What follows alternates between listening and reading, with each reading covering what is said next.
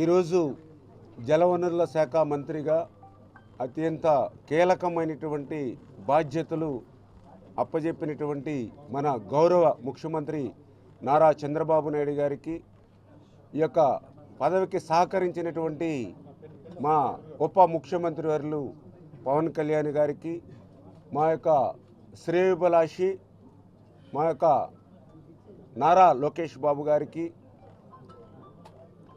ఈ పదవిని అందించడానికి సహకరించినటువంటి నా పాలకొల్లు నియోజకవర్గ 70,000 కుటుంబ సభ్యులకు అందరికీ కూడా ముందుగా పేరు పేరున కూడా హృదయపూర్వకమైనటువంటి పాదాభివందనాలు ముందుగా తెలియజేసుకుంటూ ఉన్నా. ఈరోజు ఏదైతే పదవి బాధ్యతలు తీసుకున్న తర్వాత ఏదైతే నేను మొట్టమొదటి సంతకంగా ఏదైతే ఇమ్మీడియట్లీ రైతాంగానికి ప్రజలకి మేలు చేకూర్చేటువంటి విధంగా ఏ విధంగా మనం వాళ్ళకి సాయం చేయగలనే ఆలోచనలో భాగంగా మరి ఏదైతే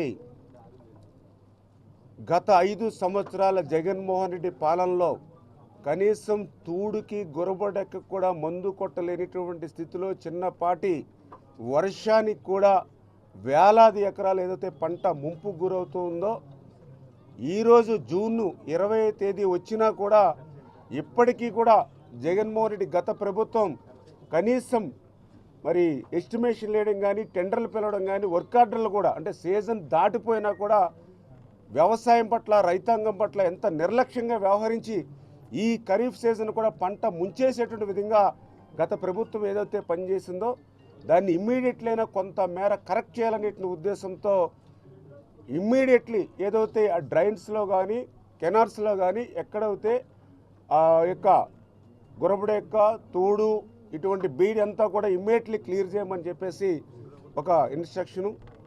అదేవిధంగా మరి ఏదైతే గత 4-5 సంవత్సరాల జగన్మోహన్ రెడ్డి పాలనలో చూసాం, ఎక్కడ కూడా లాకులు కానీ షట్టర్స్ కానీ మరామతుల మాట నుంచి కనీసం గ్రీజ్ పెట్టలేనిటువంటి మెయింటెనెన్స్ కూడా చేయలేనిటువంటి దుస్థితిలో ఈవేళ ఈ ప్రభుత్వం ఏదైతే జగన్మోహన్ రెడ్డి ప్రభుత్వం ఏదైతే ఉందో మరి దాన్ని కొంతమేరైనా కరెక్ట్ చేయాలనే ఉద్దేశంతో, ఎందుకంటే ఆ లాకులు కానీ ఆ యొక్క షట్టర్స్ కానీ ఇన్ టైంలో పనిచేయకపోవడంతో వాటర్ మళ్ళీ ఎదురు కూడా పొలాల్లోకి వచ్చి రైతులు వేలాది పెట్టుబడులు పెట్టి నష్టపోయిన పరిస్థితి కళ్ళారా చూసాం. అందుకే ఆ షట్టర్సు, ఆ గేట్సు, ఆ లాకులు ఇమ్మీడియట్లీ మరమ్మతులు, అదేవిధంగా వాటి మెయింటెనెన్స్ ఇమ్మీడియట్లీ చేయాలని చెప్పేసి ఒక సెకండ్గా వాళ్ళకి ఇన్స్ట్రక్షన్స్ ఇవ్వడం జరిగింది. అదేవిధంగా ఏదైతే గత జగన్మోహన్ రెడ్డి 5 సంవత్సరాల పాలనలో ఏ డ్రైన్లో కానీ, ఏ మైనర్ డ్రైన్లో కానీ, ఏ కెనాల్లో కానీ ఒక్క తట్ట మట్టి కూడా ఎత్తునటువంటి పరిస్థితి లేదు, డీసిల్టింగ్ చేసినటువంటి పరిస్థితి లేదు. దానివల్ల కొద్దిపాటి వర్షానికే ఆయకట్టు మొత్తం ముంపుకు గురయ్యేటువంటి పరిస్థితి. కొంత నీటి ఎద్దడి ఏర్పడితే కెనాల్స్లో ఆ పొడుగు తీయపడం వల్ల శివారు ప్రాంతాలకు నీరందక పంటలన్నీ కూడా ఎండిపోయేటువంటి పరిస్థితి. అటువంటి దుస్థితి నుంచి కనీసం నెక్స్ట్ సీజన్కైనా మన పంటలను కాపాడాలనే ఉద్దేశంతో ఆ డ్రైన్స్ కానీ కెనాల్స్ కానీ ఏవైతే ఉన్నాయో వాటికి ఇమీడియట్లీ డీసిల్టింగ్కి ఎస్టిమేషన్లు తయారు చేసి టెండర్స్ ప్రాసెస్ని కంటిన్యూ చేసి కనీసం మరి నెక్స్ట్ సీజన్కైనా సరే ఆ డీసిల్ తీసుకుంటేనే కొంత వ్యవసాయం బతుకుతుందనే ఉద్దేశంతో మరి అవి కూడా ఒక ఇన్స్ట్రక్షన్స్గా కూడా ఇవ్వడం జరిగిందని చెప్పి తెలియజేసుకుంటూ, మరి అదేవిధంగా ఇది అంతా కూడా రైనీ సీజన్, అందులో కూడా ప్రత్యేకించి మరి ఏదో సైక్లోన్స్ కానీ లేదా హెవీగా ఫ్లడ్స్ కూడా వచ్చేటువంటి పరిస్థితి ఉంటుంది. కాబట్టి జనరల్గా ఫ్లడ్స్ వచ్చినప్పుడు ముందుగానే ఆ ఫ్లడ్కి సంబంధించినటువంటి మెటీరియల్ అంతా కూడా అంటే శాండ్ కానీ, సరుబాదులు కానీ, ఇంకా ఇతరత్ర ఏవైతే దానికి సంబంధించిన మెటీరియల్ ఏదైతే ఫ్లడ్కి సంబంధించినటువంటి మెటీరియల్ ఏదైతుందో అది ముందుగానే ప్రొక్యూర్మెంట్ చేసి రిజర్వ్ చేసుకుంటారు.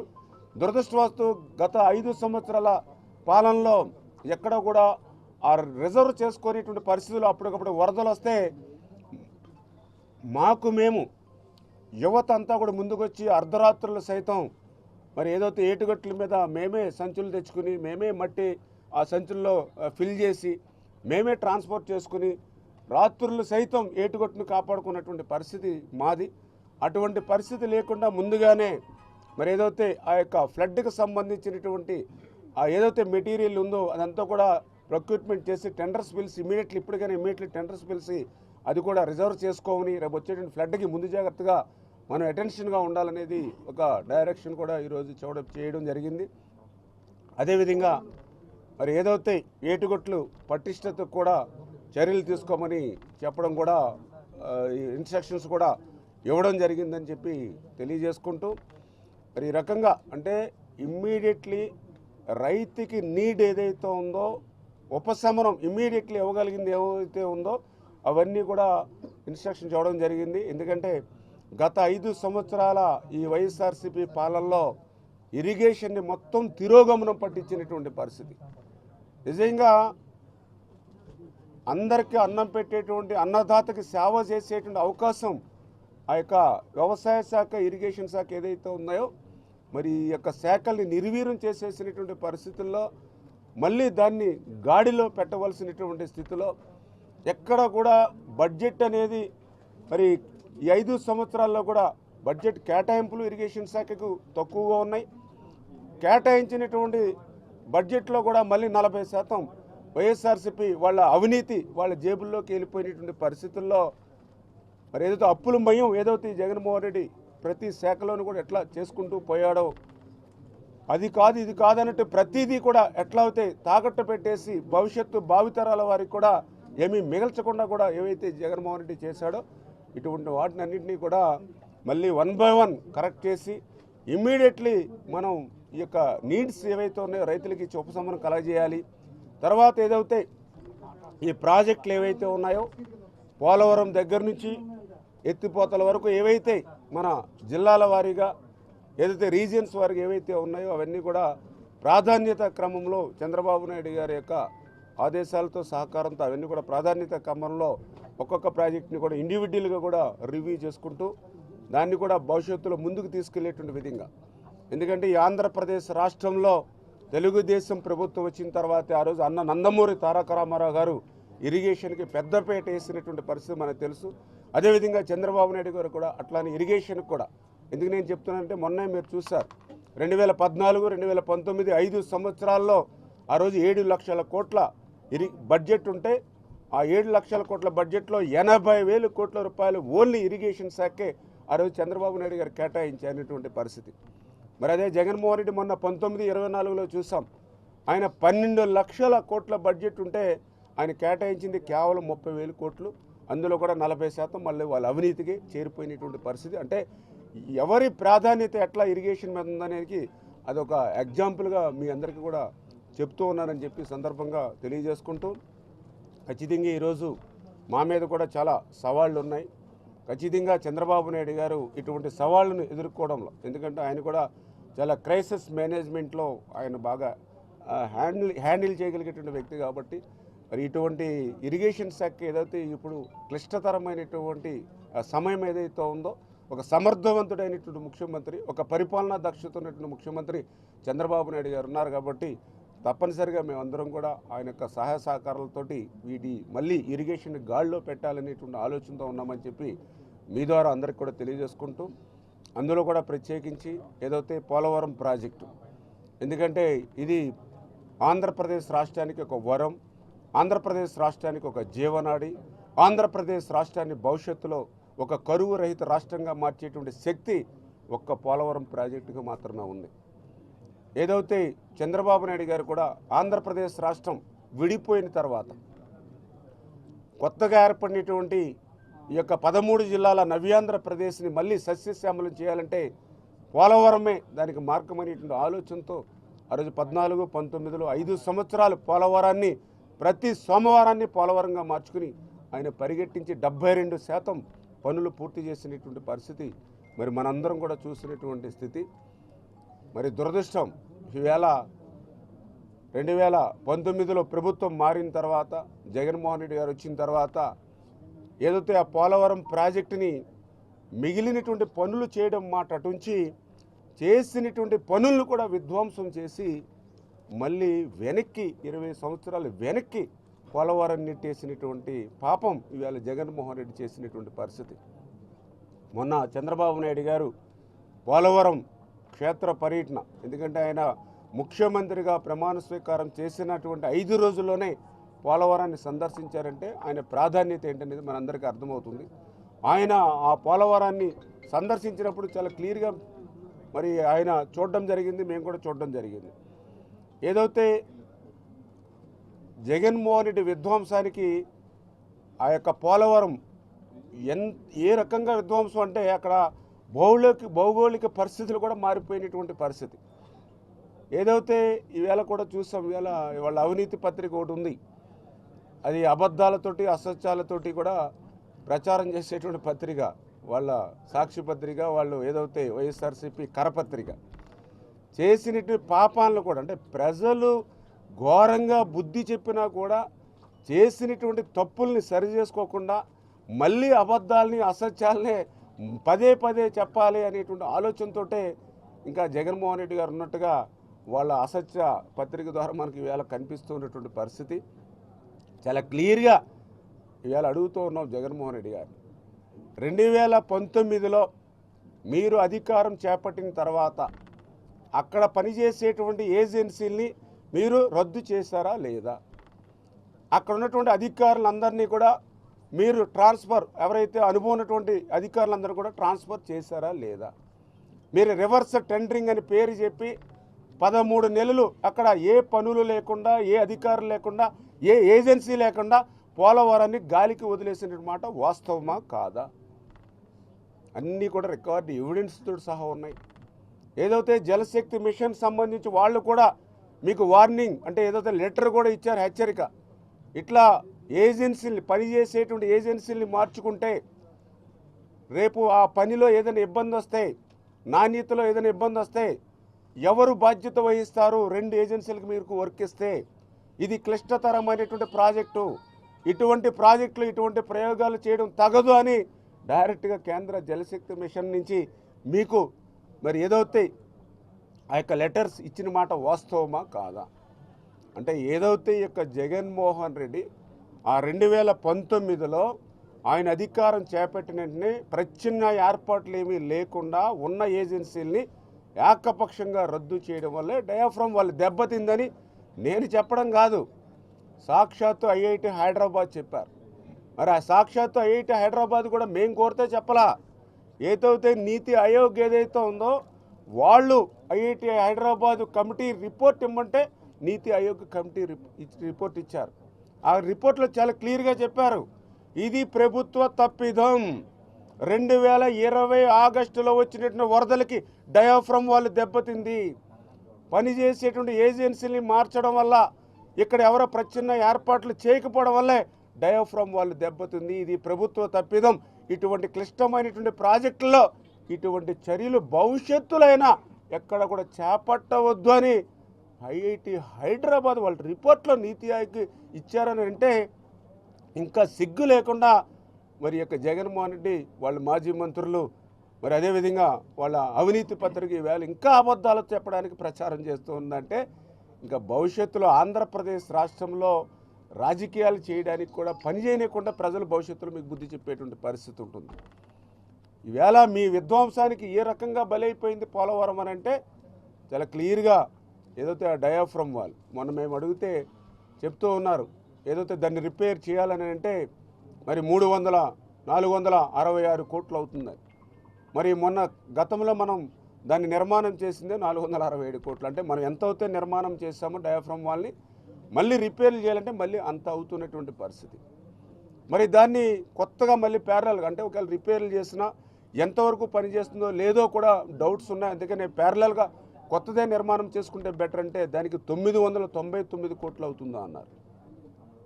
మరి ఏదైతే ఎగువ కాపర్ డ్యామ్ ఉంది అది ఒక 500 కోట్ల రూపాయలు, దిగువ కాపర్ డ్యామ్ ఉంది అక్కడ ఒక 250 కోట్ల రూపాయలు. మరి ఏదైతే ఆ పనుల్లో కూడా మరి ఎంతవరకు మీరు నాణ్యత చేశారో, మరి ఏదైతే ఆ సీపేజ్, ఎందుకంటే 80 క్యూసిక్కల్ నీరు సీపేజ్ వస్తుందని ఎక్స్పెక్ట్ చేస్తే ఈవేళ 300-350 క్యూసిక్కల్ నీరు సీపేజ్ వస్తున్నటువంటి పరిస్థితి.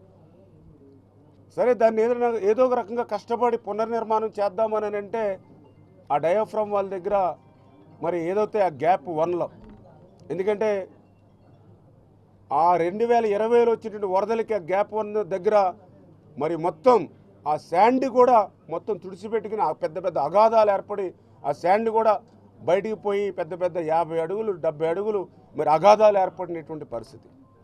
ఆ గ్యాప్ 1 దగ్గర 250 మీటర్ల బండి ఉంటే ఆ 2020 ఆగస్టుకు వచ్చినటువంటి వరదలతో ఆ 250 మీటర్ల బండి మనం మేము చూస్తే 150 మీటర్లు పోయి 100 మీటర్లు మాత్రమే ఉన్నటువంటి పరిస్థితి. ఇప్పుడు మళ్ళీ ప్యారలల్గా డయాఫ్రమ్ వాళ్ళు నిర్మాణం చేసి మళ్ళీ అక్కడ రాక్ఫిల్ డ్యామ్ మళ్ళీ నిర్మాణం చేయాలనంటే ఆ 50-60 అడుగుల అగాధం వీళ్ళు దాన్ని శాండ్ తీసుకొచ్చి ఫిల్ చేసేసి మళ్ళీ చూపిస్తూ ఉన్నారు.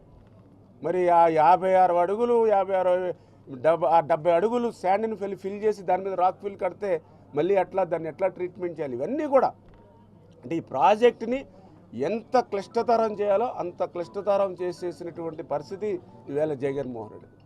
నిజంగా ఆ రోజు 2019లో ఉన్న ఏజెన్సీని కంటిన్యూ చేస్తుంటే ఆ ఎగువ కాపర్ డ్యామ్, ఎందుకంటే వీళ్ళు పత్రికలో కానీ మరి పోలవరం నాకే అర్థం కాలేదు, ఇంక ప్రపంచంలో ఎవరికీ అర్థం కాదన్నటువంటి మాజీ మంత్రి ఎవరైతే ఉన్నారో మరి నిజంగా ఆ 2019లో ఆ ఏజెన్సీలు ఆయన ఉండుంటే ఆ 72% అప్పటికే పూర్తయినటువంటి ఎగువ కాపర్ డ్యామ్ ఇంకొక 2 నెలల్లో పూర్తయిపోయి ఉండేదిగా. ఏదైతే మే, జూన్, జూలై కల్లా ఆ ఎగువ కాపర్ డ్యామ్ పూర్తయిపోయి ఉంటే మరి 2020 ఫ్లడ్స్కి డయాఫ్రమ్ వాళ్ళు ఎఫెక్ట్ అయి ఉండేది కాదుగా. అంటే మీ నిర్వాహకం వల్ల మీ యొక్క విధ్వంసం వల్ల ఇవాళ పోలవరానికి మరి భవిష్యత్తులో దాని భౌగోళిక పరిస్థితులు మారిపోయేంత వరకు కూడా మరి దాన్ని నాశనం చేసిన పరిస్థితి. ఖచ్చితంగా ఈ సవాళ్ళనన్నింటినీ కూడా అధిగమించి మళ్ళీ పోలవరాన్ని మళ్ళీ గాడిలో పెట్టి మళ్ళీ పునర్నిర్మాణం చేసుకొచ్చి వృధాగా సముద్రంలో 3000 టీఎంసీలు ఏదైతే పోతూ ఉందో ఆ గోదావరి జలాల్ని మళ్ళీ అటు రాయలసీమ ఇటు ఏదైతే ఉత్తరాంధ్రకు మరలించేటువంటి విధంగా చంద్రబాబు నాయుడు గారికి కూడా, ఎందుకంటే ఒక విజన్ ఉంది కాబట్టి అందులో కూడా ప్రత్యేకించి ఆయనకి నదుల అనుసంధానం. ఎందుకంటే మన తెలుగు బిడ్డ కేఎల్ రావు ఆనాడు చెప్పాడు, భారతదేశాన్ని ఏదో దుర్భిక్ష పరిస్థితుల నుండి బయటపడాలనంటే నదుల అనుసంధానం ఒకటే మార్గం, గార్లెండింగ్ ఆఫ్ రివర్స్ ఒకటే మార్గం అని ఏదైతే చెప్పాడో దాన్ని ఆంధ్రప్రదేశ్ రాష్ట్రంలో ఆచరణలో పెట్టినట్టు వ్యక్తి నారా చంద్రబాబు నాయుడు గారు. కాబట్టి ఖచ్చితంగా గోదావరి జలాల్ని భవిష్యత్తులో ఎంతవరకు శ్రమించాలో అంతవరకు శ్రమిస్తూ ఎవరైతే నిపుణులు ఉన్నారో అందరి యొక్క సహకారాన్ని తీసుకొని ఇటు స్టేట్ కానీ అటు సిడబ్ల్యూసీ కానీ అటు ఏదైతే ఇంటర్నేషనల్ ఏజెన్సీ కానీ ఇవన్నింటినీ కూడా కూర్చుని మళ్ళీ ఎట్లా దీన్ని గాడిలో పెట్టాలి, ఎట్లా దీన్ని పునర్నిర్మాణం చేసుకోవాలి, ఈ జగన్ నిర్వాహకం వల్ల ఆ 2020 వరదల వల్ల అక్కడ ఉండే భౌగోళిక పరిస్థితులు కూడా ఎట్లా మారిపోయి దానికి ఎట్లా మళ్ళీ రీడిజైన్స్ చేసుకోవాలి, ఇవన్నీ కూడా మరి వర్కౌట్ చేసి మరి దాన్ని కూడా పూర్తి చేసి తెలుగు జాతి కళను నెరవేర్చేటువంటి విధంగా మేము కూడా శాయశక్తిలో మేము కూడా పనిచేస్తామని చెప్పి కూడా మీ ద్వారా అందరికీ కూడా తెలియజేసుకుంటున్నాం. Thank you.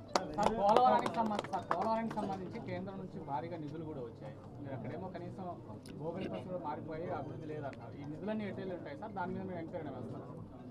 ఖచ్చితంగా ఏదైతే మేము గతం 2014-19లో మేము ప్రభుత్వంలో ఆ రోజు పోలవరం నిర్మాణం చేసేటప్పుడు ఏదైతే కేంద్రం నుంచి నిధులు సరైనటువంటి ఆ సమయానికి రాకపోయినా స్టేట్ గవర్నమెంట్ నుంచి కూడా మేము ఆ రోజు పెట్టి ఆ యొక్క నిర్మాణాన్ని ముందుకు పరిగెత్తించాం. జగన్మోహన్ రెడ్డి అధికారంలోకి వచ్చిన తర్వాత మేము 14-19లో చేసినటువంటి పనులకి సంబంధించిన రియంబర్స్మెంట్ ఏదైతే ఉందో కేంద్రం నుంచి ఈయనకు వచ్చినాయి డబ్బులు. ఇప్పుడు ఈ 19-24లో వీళ్ళు చేసిన పనికే కాదు, మేము చేసినటువంటి పనికి కూడా వీళ్ళకి రియంబర్స్మెంట్ అమౌంట్ స్టేట్ గవర్నమెంట్కి వచ్చిన పరిస్థితి. అదేవిధంగా ఈ యొక్క 19-24లో వీళ్ళు పనులు చేశారనే కంటే మళ్ళీ ఒక 10 సంవత్సరాలు వెనక్కి తీసుకెళ్ళిపోయేటువంటి విధంగా వీళ్ళు ఈ యొక్క 5 సంవత్సరాల్లో వాళ్ళ పనితీరు ఉన్నటువంటి పరిస్థితి. మరి ఏదైతే దానికి సంబంధించి కూడా ఇంకా కొంచెం లోతుగా రివ్యూ చేయాల్సిన అవసరం ఉంది. ఏదైతే ఆ ఏజెన్సీలకు ఇచ్చినటువంటి అమౌంట్ అయితే మరి ఇప్పుడు పనిచేసే ఏజెన్సీలకు ఇచ్చిన అమౌంట్ అయితే 2000 కోట్ల రూపాయలకు వరకు వాళ్ళు ఊరికే రఫ్గా చూపిస్తూ ఉన్నారు. కానీ కేంద్రం నుంచి వచ్చినటువంటి అమౌంట్ అయితే పాతది రీఎంబర్స్మెంట్ కానీ లేదా ఇప్పుడుది కానీ ఏదో రకంగా చూసినా దానికి 2-3 రెట్లు ఎక్కువ వచ్చినట్టు కనిపిస్తూ ఉంది. అంటే పోలవరం నిమిత్తం పాత బిల్లులు కూడా రీఎంబర్స్మెంట్ స్టేట్ గవర్నమెంట్కి ఇస్తే అది కూడా కనీసం పోలవరానికి ఖర్చు చేయకుండా ఆ అమౌంట్ను కూడా వీళ్ళు డైవర్ట్ చేసుకుని స్టేట్ గవర్నమెంట్ డైవర్ట్ చేసుకున్నట్టుగా కనిపిస్తూ ఉంది. అదంతా కూడా క్లియర్గా అవన్నీ కూడా ఎగ్జిక్యూట్ చేస్తాం, అవన్నీ కూడా ఇన్స్పెక్షన్ చేస్తాం.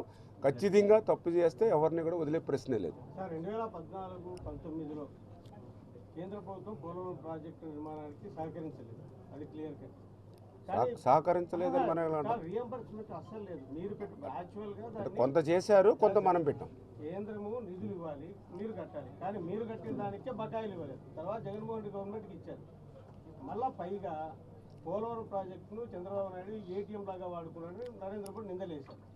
ఈ నేపథ్యంలో కేంద్రంతో ఎట్లా మీరు రాబట్టారు? ఎందుకంటే జగన్మోహన్ రెడ్డికి ఇచ్చినారు, మీకు ఇవ్వలేదు, మీరు చేసే పనులకు కూడా. ఏం లేదు, ఈరోజు మేము కేంద్రం ఎన్డీఏలో ఉన్నాము. ఏదైతే తెలుగుదేశం, జనసేన, బీజేపీ ఈవేళ ఒక అండర్స్టాండింగ్ మీద ఉన్నాం. చాలా క్లియర్గా ఏదైతే పోలవరంకు సంబంధించి ఈవేళ కేంద్రం కూడా పూర్తి సహాయ సహకారాలు అందిస్తాము. ఇది ఒక జాతీయ ప్రాజెక్టుగానే కాదు, తెలుగు జాతి కళ కాబట్టి పూర్తి సహాయ సహకారాలు అందించేటువంటి క్రమంలో ఉన్నారు. రేపు రాబోయేటువంటి రోజుల్లో అంటే పొలిటికల్ లైన్లో మీరు అడిగేటువంటి క్వశ్చన్స్ కంటే కూడా మేము రేపు ఏదైతే ఈ యొక్క జగన్మోహన్ రెడ్డి ఏదైతే విధ్వంసం చేసినటువంటి ప్రాజెక్ట్ ఏదైతే ఉందో దీన్ని మళ్ళీ పునర్నిర్మాణం చేయడానికి మనకున్నటువంటి అవకాశాలన్నింటినీ కూడా 1 by 1 ఒక్కొక్కటి క్లియర్ చేసుకుని ఏదైతే ఈవేళ భవిష్యత్తులో కూడా ఇప్పుడు మేము మళ్ళీ ఆ పోలవరంలో కూడా కేంద్ర మంత్రులు మన రాష్ట్రం నుంచి కూడా 3 ప్రాతినిధ్యం వహిస్తున్నారు. కాబట్టి ఖచ్చితంగా కేంద్రం యొక్క సహకారం కూడా రేపు భవిష్యత్తులో కూడా అవసరం.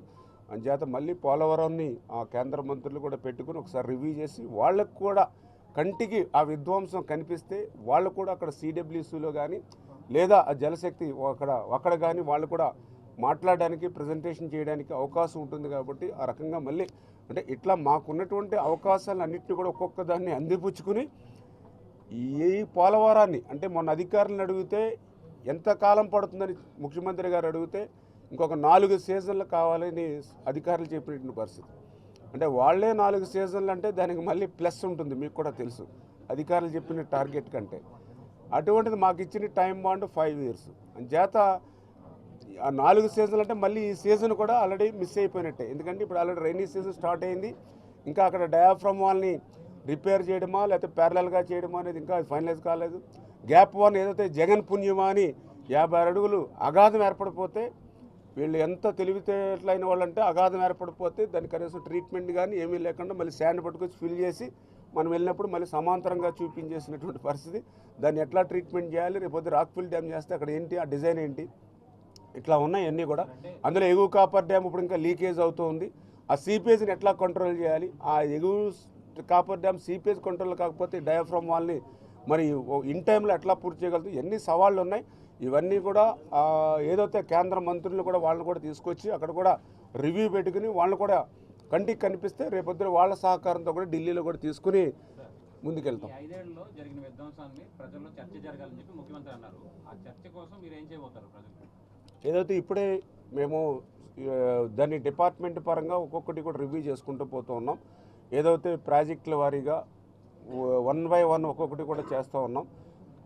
ఎంత బడ్జెట్ ఎలిగేట్ అయింది, ఎంత వర్క్ ఎగ్జిక్యూట్ అయింది, ఎంత ఎవరి చేతుల్లోకి ఎట్లా పోయింది అనేది అంతా కూడా ఎగ్జిక్యూట్ చేసి దీని మీద తొందరలోనే ఒక వైట్ పేపర్ శ్వేతపత్రం కూడా ఒక రిలీజ్ చేయబోతూ ఉన్నాం. అందులో పర్టికులర్గా పోలవరం ప్రాజెక్టు మీద కూడా రేపు ఒక శ్వేతపత్రం వైట్ పేపర్ కూడా రిలీజ్ చేయబోతున్నాం. దాని ద్వారా వాస్తవాలు ఏంటనేది ప్రజలకి చాలా క్లియర్గా మేము చెప్పదలుచుకున్నాం. ప్రజలను కూడా చంద్రబాబు నాయుడు గారు కూడా మొన్న అడిగారు. అంటే ప్రాజెక్టు నిర్మాణం 1 సంవత్సరంలో పూర్తవలసిన ప్రాజెక్ట్ అది. 2019లో గవర్నమెంట్ కనుక తిరిగి కంటిన్యూ అయ్యి ఉంటే 2020 కల్లా అది పూర్తయి ఉండేది. 1 సంవత్సరంలో పూర్తయ్యేటువంటి ప్రాజెక్టు ఈయన 5 సంవత్సరాల్లో పూర్తి చేయకపోవడం మట్టునుంచి మళ్ళీ ఎప్పుడు పూర్తవుతుందో తెలియనటువంటి ప్రశ్నార్థకంలోకి నెట్టేసినటువంటి విధ్వంసం చేసినటువంటి వ్యక్తి రాజకీయాల్లోకి ఉండడానికి తగునా అని ప్రజలు కూడా ఆలోచించి చేయమని చెప్పేసి కూడా చెప్పడం జరుగుతుంది. అంటే ప్రజలను కూడా అడుగుతాం, ఎందుకంటే ఇటువంటి విధ్వంసకరణ వ్యక్తికి బలి అయిపోయింది ఇవాళ అంటే మా మీద కూడా లాస్ట్ 5 yearsది వెనక్కి నెట్టేసిన 5 years, మళ్ళీ ఇప్పుడు 5 years అంటే దగ్గర 10 సంవత్సరాల పని మళ్ళీ మేము ఒక 5 సంవత్సరాల్లో చేసేటువంటి పరిస్థితి ఉంది.